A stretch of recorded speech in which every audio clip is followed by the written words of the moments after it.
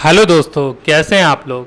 दोस्तों 27 अगस्त की तैयारी आपकी बखूबी चल रही है और इसी के क्रम में यूपी स्पेशल स्टैटिक जीके का ये मैराथन वीडियो मैं लेकर के आ रहा हूँ आपके बीच में।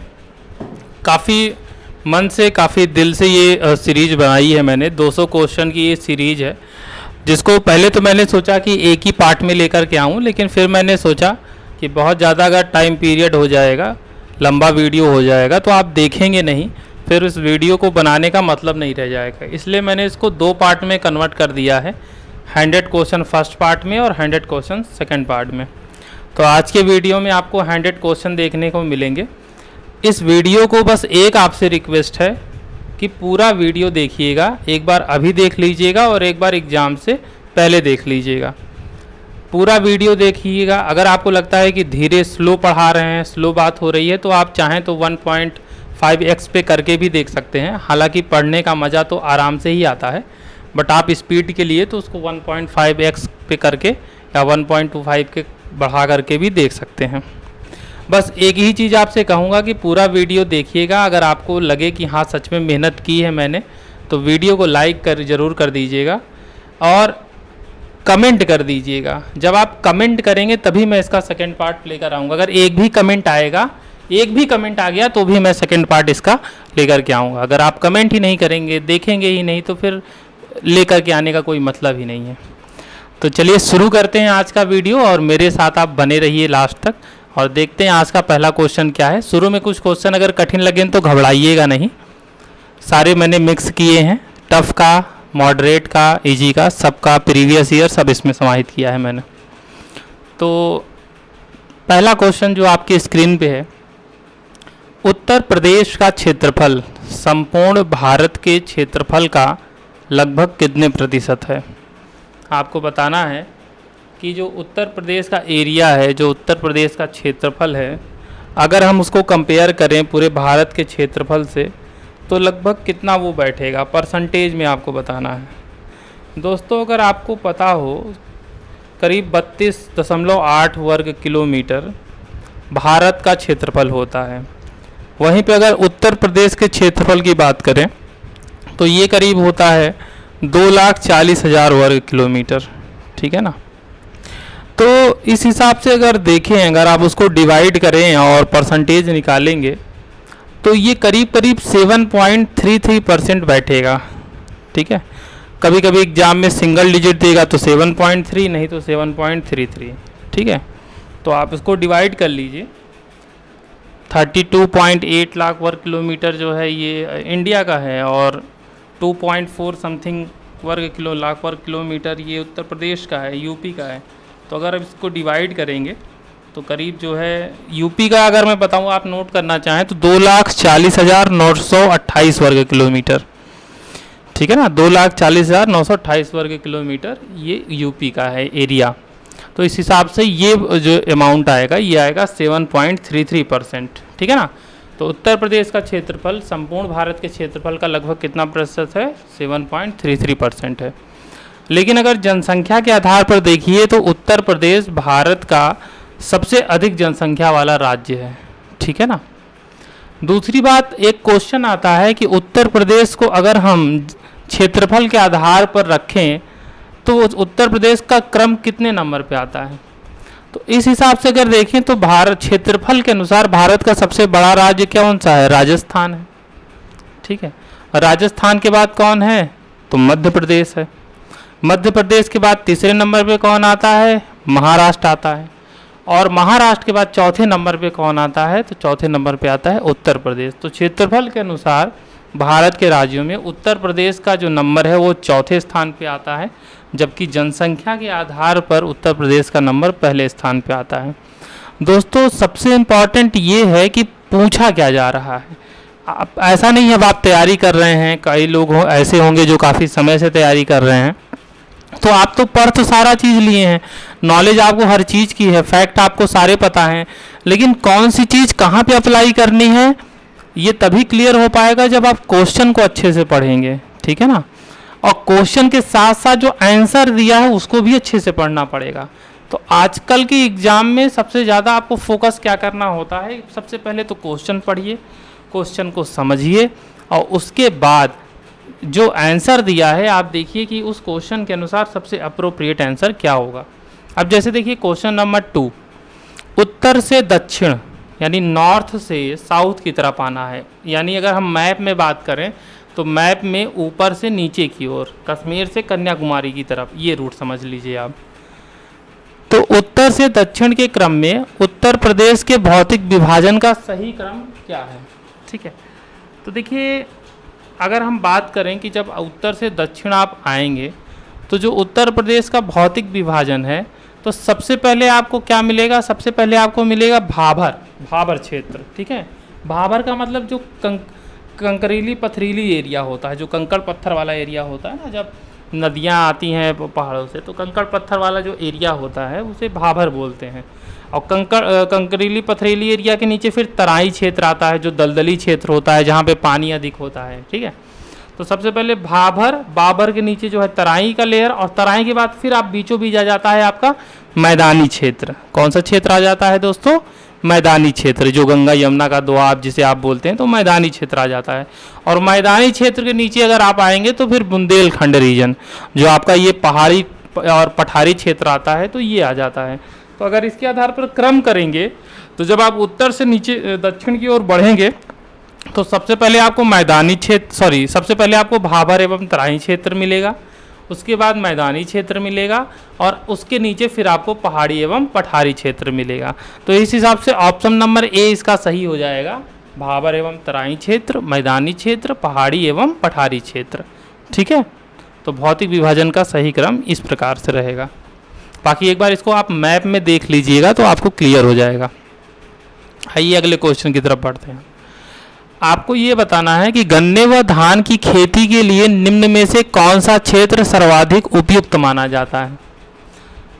भाबर क्षेत्र, तराई क्षेत्र, मैदानी क्षेत्र या पठारी क्षेत्र? देखिए जहाँ तक बात है गन्ने और धान, तो गन्ने और धान दो ऐसी फसलें हैं जिनको पानी की अधिक आवश्यकता होती है। ये खरीफ की फसलें हैं। कैसी फसलें हैं? तो ये खरीफ की फसलें हैं।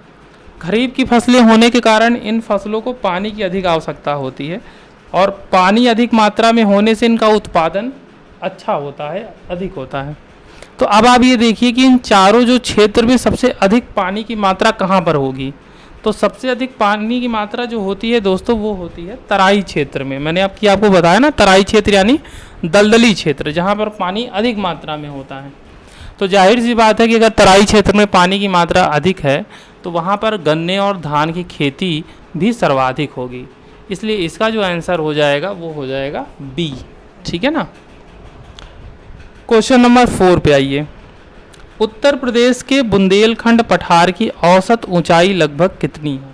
ठीक है, जो मैंने आपको भी बताया कि अगर उत्तर से दक्षिण आएंगे तो सबसे नीचे आपको पहाड़ी और पठारी क्षेत्र मिलेगा। तो इसमें आपको ये बताना है कि जो नीचे का पठारी क्षेत्र है, जिसे बुंदेलखंड पठार के नाम से जाना जाता है, जहाँ पे झांसी, जालौन और ये ललितपुर, हमीर, महोबा, ये सब जो एरिया है ना, तो यहाँ पे जो पठार है बुंदेलखंड पठार, इसकी लगभग औसत ऊंचाई कितनी है? ठीक है, एवरेज बताना है आपको। तो अगर देखिए इसकी औसत ऊंचाई की बात की जाए तो अब चूँकि स्टैटिक पार्ट है आपको याद ही करना पड़ेगा, याद कर लीजिए। औसत ऊंचाई लगभग 300 मीटर की है। कितनी है दोस्तों? 300 मीटर की लगभग औसत ऊंचाई है। ऐसा नहीं है इसमें कुछ पहाड़ियाँ होंगी जो काफ़ी ऊंची होंगी, कुछ पहाड़ियाँ होंगी जो कम नीची होंगी। ठीक है ना। अब इस बुंदेलखंड पठार में कुछ पहाड़ियाँ तो 600 मीटर तक की ऊंचाई की भी हैं। ठीक है ना। जैसे अगर एग्जाम्पल बात करें इसके, अगर मैं एग्जाम्पल आपको बताऊँ तो मिर्ज़ापुर और सोनभद्र का जो मिर्ज़ापुर में सोनाकर की पहाड़ियाँ हैं, कैमूर की पहाड़ियाँ हैं, तो ये एग्जाम्पल है बुंदेलखंड पठार के अंतर्गत ही ये पहाड़ियाँ आती हैं, सोनाकर और कैमूर की पहाड़ियाँ, जो कि मिर्ज़ापुर और सोनभद्र में फैली हुई हैं। ठीक है ना। तो इनकी जो औसत ऊंचाई है वो 300 मीटर होती है। ठीक है ना। अच्छा, इस पठार की जो बुंदेलखंड पठार है दोस्तों, इसकी खास बात क्या है, आप नोट करना चाहें तो कर सकते हैं कि इसकी यह जो है पठार प्राचीन चट्टानों एवं नीस चट्टानों से निर्मित होता है। ठीक है ना। किस चट्टानों से निर्मित होता है? तो नीस चट्टानों से निर्मित होता है। ये चीज़ आपको ध्यान रखना है। और ये जो बुंदेलखंड पठार वाला इलाका है, यहाँ पे कुछ नदियाँ हैं, उन नदियों के नाम अगर आप याद रखना चाहें, जैसे चंबल है, बेतवा है, केन है, सोन है, टॉन्स नदी है। तो इसे आप याद रखना चाहें तो इस पठार की कुछ ये प्रमुख नदियां हैं, इसे भी आप ध्यान रखिएगा, ठीक है ना। आइए क्वेश्चन नंबर 5 की तरफ बढ़ते हैं। उत्तर प्रदेश के संदर्भ में, अब ये भी देखिए क्वेश्चन अच्छा, देखिए शुरू में ये कुछ क्वेश्चन ऐसे हैं जो कि होगा, आपको हो सकता है कि लग रहा हो कि कहाँ से आ गए हैं, लेकिन क्वेश्चन है बहुत इंपॉर्टेंट। इससे आपका टॉपिक भी कवर हो जाएगा और आपको प्रॉब्लम भी नहीं आएगी। तो शुरू में थोड़ा सा टफ क्वेश्चन है, लेकिन उसके बाद थोड़े से इजी भी आपको मिलेंगे। तो थोड़ा पेशेंस बना करके देखिए, पढ़ना है तो पूरा पढ़ना पड़ेगा। केवल सरल सरल पढ़ेंगे और जब एग्जाम में थोड़ा स्टैंडर्ड क्वेश्चन आएगा तो आप कहेंगे कि क्या पढ़ा दिया, पेपर कठिन आ गया, ठीक है ना। पहले से ही कठिन की तैयारी करके जाइए तो डर नहीं रहेगा एग्जाम में। देखिए क्वेश्चन नंबर 5 कह रहा है कि उत्तर प्रदेश के संदर्भ में पूर्व से पश्चिम, अब देखिए दिशा बहुत इंपॉर्टेंट है, किधर जाना है हमें पूर्व से पश्चिम की ओर जाना है। पूर्व में जैसे बलिया है, गाजीपुर है, वाराणसी है, ये वाला एरिया से चलना है और पश्चिम की तरफ यानी मुजफ्फरनगर, सहारनपुर, मथुरा, अलीगढ़, इस साइड में चलना है, ठीक है ना। तो पूरब से पश्चिम की ओर चलना है। तो आपको बताना है कि जब पूर्व से पश्चिम की ओर जाएंगे हम, तो जो वर्षा की मात्रा है उसमें क्या परिवर्तन आएगा। क्या वर्षा की मात्रा बढ़ेगी या वैसी ही रहेगी, कोई परिवर्तन नहीं होगा, कम हो जाएगी, या कोई फिक्स नहीं है कि क्या होगा, कुछ भी हो सकता है। देखिए इस पे थोड़ा आप अगर अपना ज्योग्राफी वाला दिमाग लगाइए।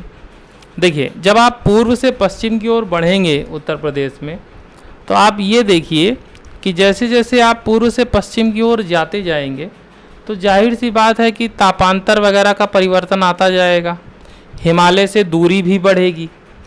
उसकी वजह से क्या होगा कि वर्षा की मात्रा में परिवर्तन तो होगा ही होगा, यानी ऑप्शन बी और डी में तो नहीं होंगे, ए या बी में ही कोई होगा। अब कंडीशन ये है कि वृद्धि होगा या कमी होगा। तो इसके लिए देखिए आप थोड़ा सा अगर दिमाग लगाइए, देखिए सबसे ज़्यादा बारिश कहाँ पे होती है, गोरखपुर में, और सबसे कम बारिश कहाँ पे होती है, मथुरा में। उत्तर प्रदेश की बात कर रहा हूँ। अब गोरखपुर कहाँ पड़ता है, पूर्व में, और मथुरा कहाँ पड़ता है, पश्चिम में। तो अब अगर थोड़ा सा आप दिमाग लगा लीजिए कि गोरखपुर पूर्व में, गोरखपुर में ज़्यादा बारिश, मथुरा पश्चिम में, मथुरा में कम बारिश। तो जब पूर्व से पश्चिम, गोरखपुर से मथुरा की साइड आप आ रहे हो तो बारिश क्या हो रही है, कम हो रही है, ठीक है। तो पूरब से पश्चिम की ओर जाने पर हिमालय से दूरी बढ़ने के कारण जो बारिश है, जो वर्षा है, उसमें क्या आती है, उसमें कमी आती है। तो पूर्वी जो उत्तर प्रदेश है उसकी अपेक्षा पश्चिमी एरिया में बारिश कम होती है। अब इसी तरह से क्वेश्चन नंबर 6 देख लीजिए। उत्तर प्रदेश में शीत ऋतु में दक्षिण से उत्तर की ओर जाने पर तापमान पर क्या प्रभाव पड़ता है। देखिए पूरा खेल आपका क्वेश्चन का ही है, दिशा और क्वेश्चन अगर आप समझ गए ना तो फिर ये सारे क्वेश्चन बहुत ईजी हैं। देखिए इस बार क्या कह रहा है, किस ऋतु की बात कर रहा है, शीत ऋतु की बात कर रहा है, ठंडी की बात कर रहा है। और ठंडी में आपको किधर चलना है, दक्षिण से उत्तर की ओर चलना है। दक्षिण से किधर चलना है, उत्तर की ओर चलना है। अच्छा मुझे आप ये बताइए, जैसे आप अगर हिमालय से दूरी बढ़ेगी, हिमालय से दूरी बढ़ेगी तो जाहिर सी बात है तापमान बढ़ेगा। लेकिन अगर हिमालय से दूरी नज़दीक होगी कोई चीज़ तो वहाँ का ताप क्या होगा, कम होगा। जैसे अगर आप जब गर्मियों में घूमने जाते हैं हिल स्टेशन पे तो कहाँ जाते हैं, अगर आप प्रयागराज और लखनऊ, इस कानपुर, इस एरिया के निवासी हैं, तो जब आप घूमने जाते हैं तो कहाँ जाते हैं, उत्तराखंड जाते हैं, कुल्लू मनाली जाते हैं, पहाड़ी इलाकों पे जाते हैं कि नहीं जाते हैं। तो कहाँ जाते हैं, उत्तर की तरफ जाते हैं। उत्तर में क्यों जाते हैं, क्योंकि वहाँ पे जो है टेम्परेचर कम होता है, हिमालय के पास होने की वजह से वहाँ पे टेम्परेचर क्या होता है, कम होता है। इसी तरीके से शीत ऋतु में अगर आप दक्षिण से उत्तर की ओर जाएंगे तो चूँकि हिमालय से क्या होगी, नज़दीकी होगी, दूरी कम होगी, तो तापमान क्या होगा, बढ़ेगा कि घटेगा, तापमान तो घटेगा ना, ठीक है। यही कारण है। देखिए दिल्ली क्या है, दिल्ली में गर्मी भी बहुत पड़ती है और दिल्ली में शीत भी बहुत पड़ती है, यही कारण है, ठीक है ना।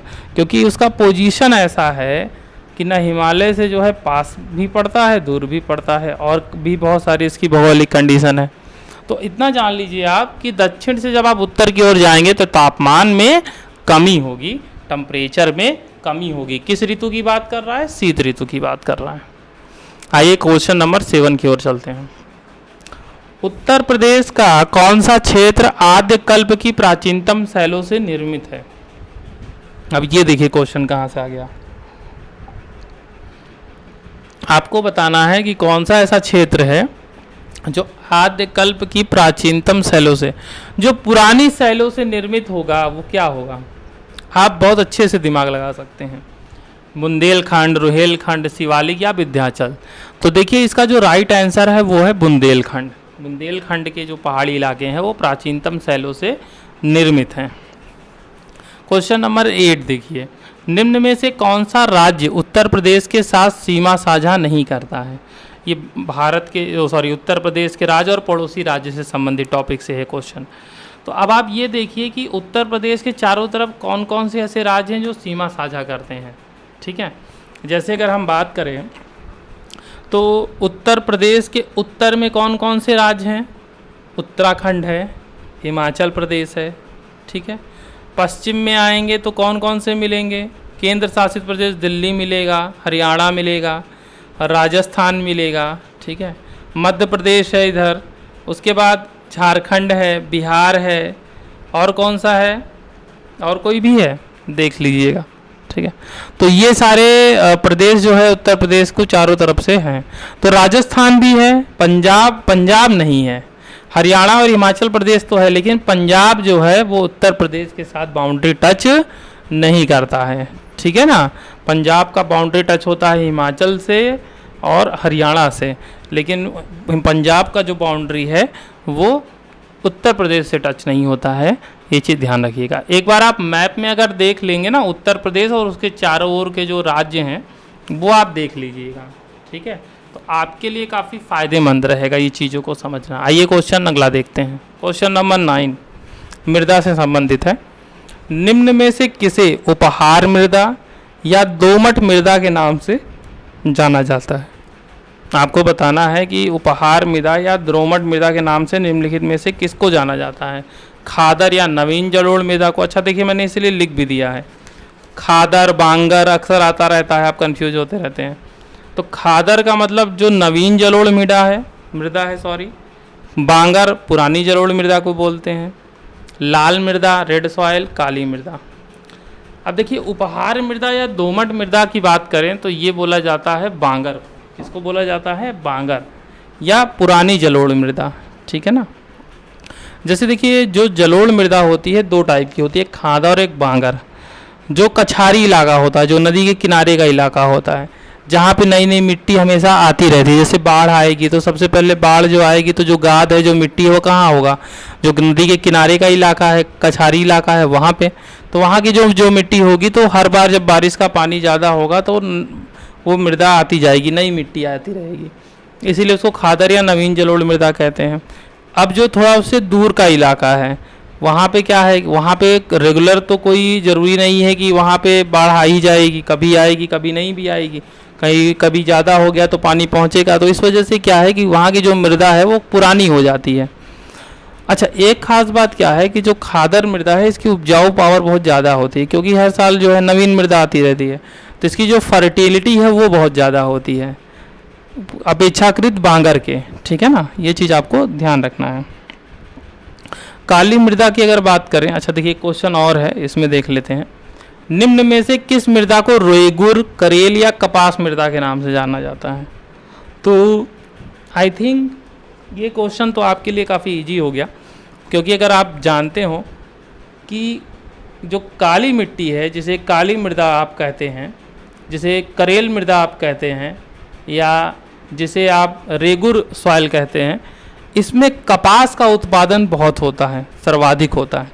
कपास के उत्पादन के लिए काली मृदा सर्वाधिक उपयुक्त मानी जाती है। ठीक है ना, तो इसे ही रेगुर, करेल या कपास मृदा के नाम से जाना जाता है। ठीक है दोस्तों, जो लाल मिट्टी होती है, लाल मिट्टी दोस्तों दलहनी फसलों के लिए काफ़ी अच्छी मानी जाती है। जो दाल वाली फसलें होती हैं उनके लिए काफ़ी अच्छी मानी जाती है। इसे आप देखेंगे कि जो दाल वाली फसलें हैं वो ज़्यादातर जहाँ पे लाल मृदा, जो पठारी इलाका पाया जाता है, वहाँ पे पाई जाती हैं। ठीक ठीक है। अब ये क्वेश्चन मैंने इससे रखा भी है, आगे शायद आपको मिलेगा, ठीक है ना। ये चीज़ ध्यान रखिएगा कि दलहनी फसलों के लिए लाल सॉइल, रेड सॉइल काफ़ी उपयुक्त होती है। क्वेश्चन नंबर 11, निम्न में से किस मृदा के अपरदन प्रकार को किस मृदा अपरदन के प्रकार को किसानों की मौत की संज्ञा दी गई है। देखिए, मृदा जो अपरदन है वो क्या है। मृदा अपरदन मतलब मिट्टी का कटाव। आपको पता ही है कि हवा से, पानी से और कई तरीक़ों से जो मिट्टी का कटान है वो लगातार होता रहता है। जैसे मान लीजिए अगर बारिश हो जाए तो जब बारिश का पानी तेज़ी के साथ जो है ज़मीन पे गिरता है और फ्लो करने लगता है तो ऊपर की जो सबसे ऊपरी परत होती है मिट्टी की, जो सबसे हल्की होती है, उसको अपने साथ काट ले जाता है, बहा ले जाता है। इससे क्या होता है, धीरे धीरे ऊपरी जो परत है मिट्टी की वो कटती जाती है। इससे फर्टिलिटी भी ख़त्म होती है। तो देखिए, जलीय अपरदन क्या होता है, पानी के द्वारा मिट्टी का कटाव। वायु अपरदन सर्वाधिक देखिए पश्चिमी उत्तर प्रदेश में होता है। अगर ओवरऑल उत्तर प्रदेश की बात करें तो ओवरऑल उत्तर प्रदेश में सबसे ज़्यादा जलीय अपरदन होता है। वायु अपरदन अगर आपसे पूछ ले कि कहाँ पे होता है तो वायु अपरदन पश्चिमी उत्तर प्रदेश में होता है सबसे ज़्यादा, ठीक है ना। और परत अपरदन जो बात करें तो परत अपरदन की जहाँ तक बात है तो ये ऐसा है कि इसका पता जो है किसानों को नहीं चल पाता है। मतलब ये धीरे धीरे लेयर जो है उसमें अपरदन होता भी रहता है लेकिन इसका पता नहीं लग पाता है। इस वजह से ये ज़्यादा विनाशकारी है, क्योंकि भाई अगर जिसका पता आपको चल गया तो उसको तो आप रोकथाम करेंगे, रोकने का प्रयास करेंगे, लेकिन जिसका पता ही नहीं चलेगा तो उसको कैसे कर पाएंगे। तो परत अपरदन जो होता है ना, ये जो है काफ़ी खतरनाक होता है। अवनालिका क्षरण की बात करें तो जैसे ही आपको पता होगा कि जो चंबल नदी है, जो चंबल नदी के आसपास का क्षेत्र है, जैसे हम बीहड़ बोलते हैं, तो होता क्या है कि वहाँ की जो मिट्टी होती है ना, वो मिट्टी बहुत भुरभुरी टाइप की होती है। अगर बारिश हुआ तो बारिश का जो पानी है तो वो क्या कर देता है, पूरी मिट्टी काट देता है, उसमें नालियाँ बना देता है, जिसे हम बीहड़ बोलते हैं। तो धीरे धीरे पूरा का पूरा जो है खेत, पूरा का पूरा ज़मीन खराब कर देता है। तो वो अवनालिका क्षरण है, जिसका सबसे बड़ा जो है एग्जाम्पल चंबल नदी के आसपास का जो ये इटावा का क्षेत्र है ना, इटावा के पास, यहाँ आप देख सकते हैं, ठीक है ना। जैसे आप बीहड़ कहते हैं, पहले बीहड़ में डाकू लोग ही बीहड़ में ही रहते थे। चंबल की घाटी, बीहड़ काफ़ी मशहूर थे। आइए आगे बढ़ते हैं। उत्तर प्रदेश को निम्न में से कितने कृषि जलवायु प्रदेशों में बांटा गया है, तो 9 जलवायु प्रदेशों में बांटा गया है। ये आपको क्वेश्चन पता है, बहुत बार रिपीट हुआ है कि उत्तर प्रदेश को 9 कृषि जलवायु प्रदेशों में बांटा गया है। आइए अगले क्वेश्चन की तरफ बढ़ते हैं। निम्न में से कौन एक खरीफ की फसल नहीं है। रबी, खरीफ और जायद 3 प्रकार की फसलें उगाई जाती हैं यूपी में मेनली। तो देखिए, जो खरीफ की फसल होती है ना, ये मेनली बारिश की फसल होती है। बरसात के महीने में ये फसल बोई जाती है। खरीफ की फसल जो होंगी उनका एक प्रॉपर्टी ये होगा कि खरीफ की फसलों को पानी की काफ़ी आवश्यकता होती है, ठीक है, इसीलिए बरसात के मौसम में बोई जाती हैं। तो मक्का, बिल्कुल मक्का जो है खरीफ की फसल है। कपास भी खरीफ की फसल है। बाजरा भी खरीफ की फसल है। मूंग जो है ये जायद की फसल है, गर्मी की फसल है, ठीक है ना। मूंग जो है वो खरीफ की फसल नहीं है। देखिए, खरीफ की जो फसल है वो अमूमन आप देखेंगे कि जून जुलाई में बोई जाती है और सितंबर तक वो काट ली जाती है, सितंबर अक्टूबर में। उसके बाद अगर आप रबी की फसल देखेंगे तो रबी की फसल आपको नवंबर दिसंबर तक बोई जाती है और उसके बाद आप देखेंगे फरवरी मार्च तक काट ली जाती है। फिर उसके बाद जो गर्मी का महीना होता है अप्रैल मई जून वाला, इस दौरान जो है जायद की फसल होती है। खीरा, ककड़ी, ये सारी चीज़ें होती है, तरबूज, ठीक है। तो इस तरीके से 3 प्रकार की फसलें होती हैं। क्वेश्चन नंबर 14 में आपसे पूछा है कि कौन सा एक रबी का फसल नहीं है। रबी का यानी ठंडी का। खरीफ तो बरसात हो गया, रबी हो गया ठंडी, जायद हो गया गर्मी, ऐसे याद कर लीजिए आप। तो रबी यानी ठंडी की फसल कौन सी नहीं है। ज्वार, मसूर, आलू, तंबाकू, ठीक है। तो आलू, अगर आप लोग खेती से रिलेटेड होंगे तो आलू आप बोते हैं कि नहीं बोते हैं। आलू ठंडी में ही तो बोते हैं ना। इसका जो सही आंसर है वो है ज्वार। तो ज्वार है वो एक खरीफ की फसल है, ठीक है जी। ज्वार जो है रबी की फसल नहीं है। ज्वार, बाजरा, मक्का, कपास ये खरीफ की फसल है, ठीक है। बाकी ये मसूर, आलू, तम्बाकू, मटर, चना, ये सब जो है रबी की फसल होती है। तो एक बार आप तीनों देख लीजिएगा, फसलें ज़रूर देख लीजिएगा, कभी कभी क्वेश्चन आ जाता है रबी में कौन कौन है, खरीफ में कौन कौन है, जायद में कौन कौन है, वो देख लीजिएगा आप। क्वेश्चन नंबर 15, उत्तर प्रदेश में निम्न में से किस क्षेत्र में सर्वाधिक चने का उत्पादन किया जाता है? पूर्वी क्षेत्र, पश्चिमी क्षेत्र, मध्य क्षेत्र, बुंदेलखंड क्षेत्र। अभी देखिए मैंने आपको बताया था कि जो दलहनी फसल होती हैं, दाल वाली फसल होती हैं, उनके लिए जो लाल मिट्टी होती है वो काफ़ी उपयुक्त होती है। और लाल मिट्टी ज़्यादातर आपको पता होगा बुंदेलखंड क्षेत्र में सर्वाधिक मात्रा में पाई जाती है। इस वजह से जो चने का सर्वाधिक उत्पादन है वो बुंदेलखंड क्षेत्र में ही किया जाएगा। तो अगर आपसे पूछा जाए चने का सर्वाधिक उत्पादन कहाँ पे होता है, तो ये बुंदेलखंड क्षेत्र में किया जाता है। क्वेश्चन नंबर 16 देख लीजिए, ललित सुरखा निम्न में से किसकी एक निर्यातक प्रजाति है? हमारे यहाँ देखिए कई सारी चीज़ें जैसे आम है, अमरूद है, आंवला, लीची, सभी चीज़ें होती हैं लगभग, लेकिन कुछ चीज़ों का निर्यात भी बड़े पैमाने पे किया जाता है। ठीक है, तो अब आपको ये बताना है कि ये किस नाम से निर्यात किया जाता है। जैसे आम, एक मलिहाबादी आम होता है, ठीक है, लंगड़ा आम होता है, दशहरी आम होता है, ऐसे सुना है आपने। तो ललित सुरखा ये किसकी प्रजाति है? आम की है, अमरूद की है, आंवले की है या लीची की? ठीक है, तो देखिए जो ललित सुरखा है ये अमरूद की प्रजाति है। किसकी प्रजाति है दोस्तों? ये अमरूद की प्रजाति है। ये चीज़ें आप ध्यान रखिएगा कि ललित सुरखा एक अमरूद की प्रजाति है। रटौल किसकी प्रजाति है? रटौल आम की प्रजाति है। अच्छा, एक सफ़ेदा होता है, तो सफ़ेदा आम में भी आता है और सफ़ेदा अमरूद में भी आता है, ये चीज़ ध्यान रखिएगा। तो इसमें थोड़ा सा कन्फ्यूजन हो जाता है कभी कभी, क्योंकि सफ़ेदा एक प्रजाति आम की भी होती है और सफ़ेदा एक प्रजाति जो है वो अमरूद की भी होती है। ठीक है, अगले क्वेश्चन की तरफ बढ़ें। मेंथा ऑयल की शुद्धता की जांच के लिए fragrance and flavour development centre की स्थापना कहाँ पर की गई है? मेंथा ऑयल की शुद्धता की जांच के लिए जो ये फ्रेगनेंस एवं डेवलपमेंट सेंटर बनाया गया है, ये इत्र की नगरी कन्नौज में बनाया गया है। ठीक है ना, सुगंध वाली चीज़ें, वो इत्र सेंट वहाँ पे बनता है ना, इत्र, आपको पता ही होगा कन्नौज को क्या कहते हैं? इत्र नगरी कहते हैं। तो फ्लेवर और फ्रेगनेंस का काम वहीं पर होगा, तो इसीलिए वहाँ पे फ्रेगनेंस एवं फ्लेवर डेवलपमेंट सेंटर की स्थापना भी की गई है। उत्तर प्रदेश के महोबा जिले में पान अनुसंधान एवं प्रशिक्षण केंद्र की स्थापना कब की गई थी? जो उत्तर प्रदेश का महोबा जिला है ये पान के लिए काफ़ी फेमस है। इसके अलावा इसके जो आसपास के क्षेत्र हैं, बांदा, ठीक है, यहाँ भी पान काफ़ी मात्रा में उगाया जाता है, प्रयागराज के कुछ हिस्सों में, चित्रकूट के कुछ हिस्सों में, लेकिन मेनली महोबा जो ज़िला है वो पान के लिए काफ़ी फेमस है। तो आपको बताना है कि यहाँ पे जो पान अनुसंधान एवं प्रशिक्षण केंद्र बनाया गया है, इसकी स्थापना कब की गई थी? तो इसकी स्थापना दोस्तों की गई थी 1981 में, 1981 में। ये डेट आपको ऐसे ही याद कर लेनी है, सन आपको ऐसे ही याद कर लेना है। दो चीज़ें आपको याद करनी है, एक तो आपको याद करना है कि पान अनुसंधान एवं प्रशिक्षण केंद्र की स्थापना कहाँ पे की गई है, तो महोबा में की गई है। कब की गई है? 1981 में की गई है। आगे बढ़ें। उत्तर प्रदेश में संतरे की सर्वाधिक पैदावार वाला जिला कौन सा है? आपको बताना है कि उत्तर प्रदेश में सर्वाधिक संतरा किस जिले में उत्पादित किया जाता है? फर्रुखाबाद में, लखीमपुर में, सहारनपुर में, बलरामपुर में। तो बताइए इसका आंसर क्या होगा? इसका आंसर होगा सहारनपुर में। सहारनपुर में कागज़ उद्योग भी काफ़ी जो है वेल इस्टेब्लिश्ड है। ठीक है ना, कागज़ उद्योग के लिए या अखबारी लुगदी उद्योग के लिए अगर बात आए तो अखबारी कागज़ या कागज़ उद्योग के लिए उत्तर प्रदेश में स्पेशली सहारनपुर काफ़ी फेमस है। बाकी संतरे की खेती भी यहाँ पे काफ़ी अधिक होती है। एक क्वेश्चन जो आपको हर मॉक टेस्ट, हर प्रैक्टिस सेट, हर जगह मिल जाता है, क्वेश्चन नंबर 20।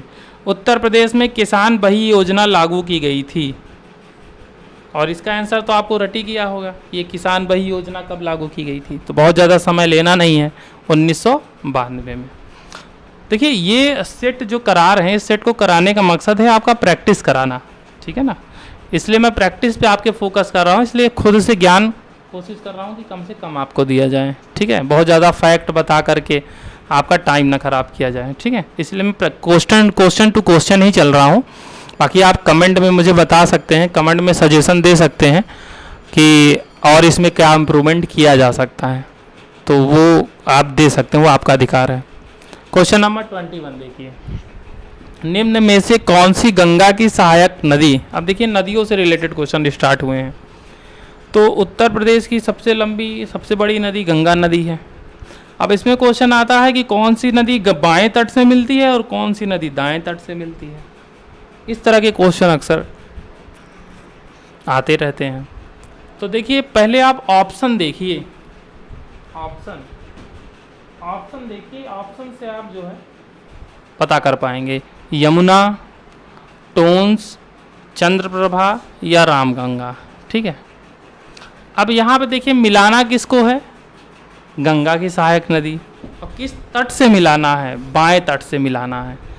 अब यमुना तो देखिए दाएं तट से मिलती हैं प्रयागराज में। अब मैप अगर आपको थोड़ा बहुत याद हो तो गंगा नदी किधर से मिलती है, गंगा नदी तो दाएं तट से मिलती है। टोंस नदी इसी तरीके से, टोंस नदी भी दाएं तट से जाकर के मिलती है। चंद्रप्रभा नदी, तो चंद्रप्रभा नदी भी दाएं तट से मिलती है। लेकिन अगर बात करें रामगंगा नदी की, तो जो रामगंगा नदी है ये बाएं तट से आकर के मिलती है। किधर से आके मिलती है, ये बाएं तट से आकर के मिलती है गंगा नदी में। ठीक है ना। और गंगा नदी से तो वैसे बहुत फैक्ट हैं। एक चीज़ ध्यान रखिएगा कि बाएं तट से रामगंगा के अलावा और कौन कौन सी नदियाँ मिलती हैं, तो गोमती नदी मिलती है बाएं तट से, घाघरा नदी मिलती है बाएं तट से। ठीक है ना। जब गंगा जो है मैदानी यानी हरिद्वार वाला जो इलाका है, जैसे गंगा जब निकलती है ग्लेशियर से, गोपद हिमानी से जब निकलती है, तो उसका जो फ्लो का डायरेक्शन होता है वो दक्षिण दिशा की तरफ होता है। लेकिन जैसे ये मैदान में आती है, हरिद्वार में आती है, तो इसकी दिशा दक्षिण से दक्षिण पूर्व की हो जाती है। तो कभी ऐसा भी क्वेश्चन आता है कि ये बताइए कि गंगा की जो दिशा है वो दक्षिण से दक्षिण पूर्व की ओर कहाँ पर होती है, तो मैदानी एरिया से होती है। पार्टिकुलर जगह पूछ ले तो हरिद्वार आप लिख सकते हैं, टिक कर सकते हैं। ठीक है ना। अब अगर इसकी कुल लंबाई बात करें, बंगाल जहाँ गंगा सागर बंगाल में, जहाँ बंगाल के बाद ये बांग्लादेश में घुसती है, अगर बंगाल तक हम देखें तो करीब करीब इसकी जो लंबाई है वो 2510 किलोमीटर की होती है, 2510 किलोमीटर की होती है। ठीक है ना। और देखिए जब गंगा नदी, गंगा कहाँ से बनती है, गंगा देवप्रयाग से बनती है। ठीक है ना। देवप्रयाग में भागीरथी नदी और अलकनंदा नदी, दो नदियाँ आकर के मिलती हैं, और भागीरथी नदी और अलकनंदा नदी देवप्रयाग में मिलती हैं, और वहीं देवप्रयाग से फिर आगे जो नदी निकलती है उसी को हम गंगा नदी के नाम से जानते हैं। ठीक है। एक क्वेश्चन देखिए 22 जो कि काफ़ी इम्पॉर्टेंट है। गंगा उत्तर प्रदेश के निम्न में से कितने जिलों से होकर के बहती है, 22, 23, 27, 30। अब देखिए टोटल ज़िले तो आप रिमाइंड नहीं कर पाएंगे, अगर करना चाहें तो कर सकते हैं, आपके ऊपर है। लेकिन फिर भी आपको लगभग पता होना चाहिए कि जो गंगा है दोस्तों वो उत्तर प्रदेश के लगभग 27 जिलों से होकर के गुजरती है। कितने जिलों से होकर के गुजरती है, तो करीब 27 जिलों से होकर के गंगा गुजरती है, और उसके बाद फिर ये बिहार में प्रवेश कर जाती है। अगर कुछ महत्वपूर्ण जिलों के नाम मैं लूँ तो सबसे पहले उत्तर प्रदेश में गंगा कहाँ पे इंटर करती है, तो बिजनौर में इंटर करती है। ठीक है, बिजनौर, फिर मेरठ, अमरोहा, हापुड़, बुलंदशहर, अलीगढ़, संभल, बदायूं, कासगंज, फर्रुखाबाद, शाहजहांपुर, कन्नौज, हरदोई, उन्नाव, कानपुर देहात, कानपुर नगर, फिर कानपुर के आगे प्रतापगढ़, रायबरेली, फतेहपुर, कौशाम्बी, प्रयागराज, भदोही, मिर्ज़ापुर, चंदौली, वाराणसी, गाजीपुर, और फिर अंतिम में बलिया से होते हुए ये बिहार में प्रवेश कर जाती है। तो इस प्रकार से पूरे 27 जिलों का नाम मैंने, मतलब 27 जिलों से होकर के गंगा नदी बहती है। उत्तर प्रदेश की बात कर रहा हूँ, उत्तर प्रदेश के 27 जिलों से, टोटल मत समझ लीजिएगा, केवल उत्तर प्रदेश के 27 जिलों से। फिर बिहार में जाएगी, बंगाल में जाएगी, उत्तराखंड में, तो उसको नहीं जोड़ रहे हैं, केवल उत्तर प्रदेश के 27 जिलों से होकर। यमुनोत्री ग्लेशियर से निकलने वाली यमुना नदी की कुल लंबाई कितनी है। अब आपको पता ही है कि यमुना नदी कहाँ से निकली है, यमुनोत्री ग्लेशियर से निकली है। ठीक है ना। बंदर पूंछ किस जगह से निकली है? बंदर पूंछ। जब यमुनोत्री ग्लेशियर के पास उस जगह का नाम है बंदर पूंछ। तो आपको बताना है कि यमुना नदी की जो कुल लंबाई है वो कितनी है। तो 1255 किलोमीटर है, 1305 किलोमीटर है, 1376 किलोमीटर है, 1410 किलोमीटर है। तो यमुना नदी की जो कुल लंबाई है वो करीब होती है 1376 किलोमीटर। कितना होती है दोस्तों? 1376 किलोमीटर। अच्छा, अगर आपसे पूछ ले कि यमुना नदी लगभग कितने ज़िलों से होकर के बहती है, तो अगर यमुना नदी की बात करें तो जो यमुना नदी है वो उत्तर प्रदेश के लगभग 20 ज़िलों से होकर के गुजरती है। कितने ज़िलों से होकर के गुजरती है दोस्तों? 20 ज़िले से होकर गुजरती है। ठीक है। उत्तर प्रदेश में यमुना नदी सबसे पहले सहारनपुर में इंटर करती है। कहाँ इंटर करती है? सहारनपुर में इंटर करती है। सहारनपुर में एक जगह है फैजाबाद, अयोध्या वाला फैजाबाद नहीं, सहारनपुर में एक जगह है फैजाबाद, वहाँ से इंटर करती है। और उत्तर प्रदेश के प्रयागराज ज़िले में, प्रयागराज में, नैनी में, अरैल में जाकर के ये गंगा नदी से मिल जाती है। और मैं जो वीडियो बना रहा हूँ दोस्तों, तो मेरा भी मैं जहाँ से वीडियो बना रहा हूँ मैं यहीं से, संगम से ही वीडियो बना रहा हूँ। मेरा भी घर यहीं संगम में है जहाँ यमुना नदी गंगा नदी में मिलती है। तो मैं हर हफ्ते जाता रहता हूँ और मैं वो एरिया देखता रहता हूँ जहाँ पे दोनों नदियाँ आपस में मिलती हैं। ठीक है, काफ़ी अच्छा एरिया है। कभी आप आइए घूमने तो घूमिएगा, हो सकता है आप वहीं के हों या हो सकता है कि आप बाहर के हों, तो आप कभी आइए वहाँ घूमिए, बहुत अच्छा दृश्य रहता है। क्वेश्चन नंबर 24, उत्तर प्रदेश का निम्न में से कौन सा जिला शारदा नहर प्रणाली से लाभान्वित जिला नहीं है? एक शारदा नहर के बारे में आपने सुना होगा। उत्तर प्रदेश का सबसे बड़ा नहर, सबसे लंबा बड़ा नहर कौन सा है? शारदा नहर है।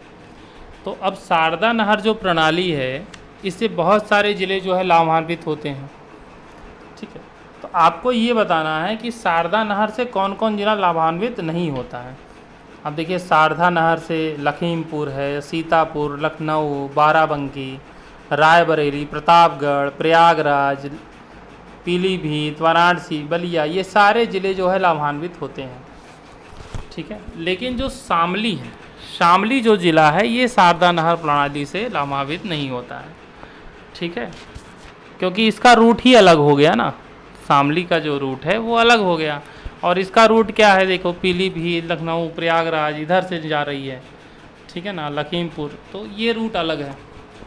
तो शामली इसका सही आंसर हो जाएगा। शारदा नहर प्रणाली से शामली जो है वो लाभान्वित नहीं होता है। अच्छा, आपको ये बताना है, बहुत अच्छा क्वेश्चन है, क्वेश्चन नंबर 25, निम्न में से किस नदी पर मौदहा बांध परियोजना का निर्माण किया जा रहा है? तो देखिए, मौदहा बांध परियोजना का जो निर्माण है वो करनानी नदी पे हो रहा है, बिरमा नदी पे हो रहा है, सई नदी पे हो रहा है, बेलन नदी पे हो रहा है, कहाँ पे हो रहा है? तो मौदहा बांध परियोजना का निर्माण दोस्तों बिरमा नदी पे किया जा रहा है। सई नदी के किनारे कौन सा जिला है? मैंने आपको पढ़ाया था ना पिछले सेट में, याद करिए, प्रतापगढ़। बेलन नदी कहाँ पे है? प्रयागराज में है। ठीक है, क्वेश्चन नंबर 26 देख लीजिए, निम्न में से कौन एक पेयजल परियोजना नहीं है? अब यहाँ पे कुछ परियोजनाएं दी गई हैं जिसमें से 3 पेयजल परियोजनाएं हैं, जैसे गंगा जल परियोजना, ये पेयजल परियोजना है। गोकुल बैराज, ये भी एक पेयजल परियोजना है। इसके अलावा अगर आप देखें लवकुश बैराज, ये भी एक पेयजल परियोजना है। लेकिन हथनी कुंड जो बैराज है ये पेयजल परियोजना नहीं है। ठीक है ना, अभी हथनी कुंड बैराज चर्चा में भी था।